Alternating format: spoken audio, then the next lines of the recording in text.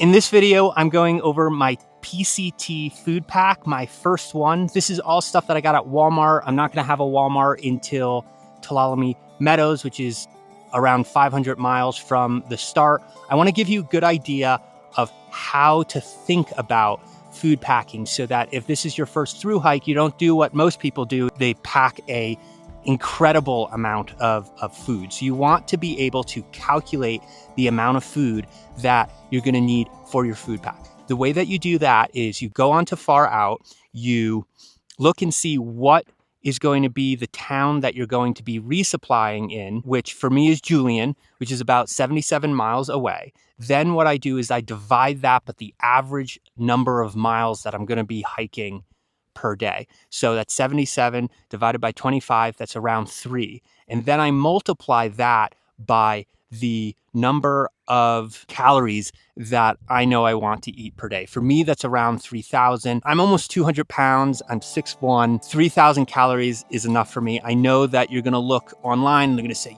you burn 6,000 calories per day. That's not true. You usually come out of town after gorging yourself on food. And so you're using up your town fat as you hike. For me, it's 3,000. Calculate that based on, what your size is in comparison to my size. And so 77 miles divided by 25 miles gives you 3 days, multiplied by 3,000 gets you 9,000 calories. And so I know that I needed 9,000 calories for my hike to Julian. We have breakfast. I cold soak it before I go to sleep so that it hydrates through the night, raisins and oatmeal. Through the day, my snack, almonds and raisins. I put that all in a quart-sized Ziploc, and I put that on my bottom pocket. Dinner, quick cooked barley and bacon bits. I put enough for the dinner in another quart-sized Ziploc. I put that on the top of my backpack, and then an hour before I get to camp, I start hydrating it. When I get to camp, it's ready to be eaten. And then protein powder. I make around 2 protein shakes per day. This is a pound.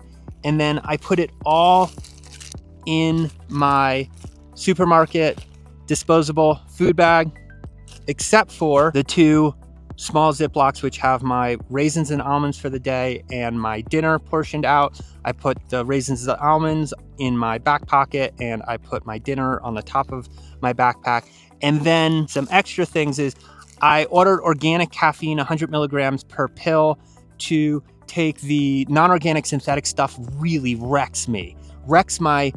People are like, doesn't that make you poop a lot? No, what it does is it just destroys your like gut flora. So your stomach feels awful after doing it day after day.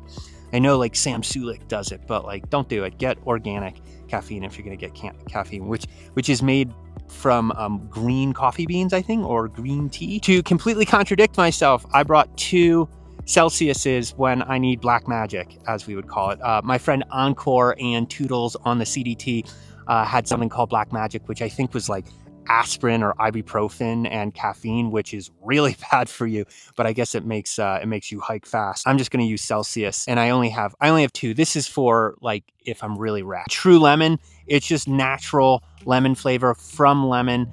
Put it in a liter of water. My first food carry on the PCT, there's gonna be a lot of shitty water sources because it's in the desert, and so I wanna flavor my water. Electrolyte pills, so that when I'm hiking, I can just take the pills. I actually, unless you're like trying to do 40 miles a day and you don't wanna stop ever, I think that having flavored electrolyte is actually pretty nice, but I started doing this on my AT hike, and so I have some left over, so I'm gonna take that. To conclude, the things that you wanna think about: you find the town that you're going to be resupplying at on Far Out. The number of miles till that town, you take that and you multiply that by the average number of miles that you think you're going to hike.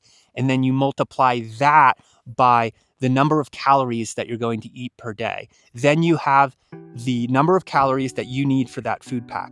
Then you go into the store and you subtract each thing that you put into your food cart from the number of calories that you have for that food pack.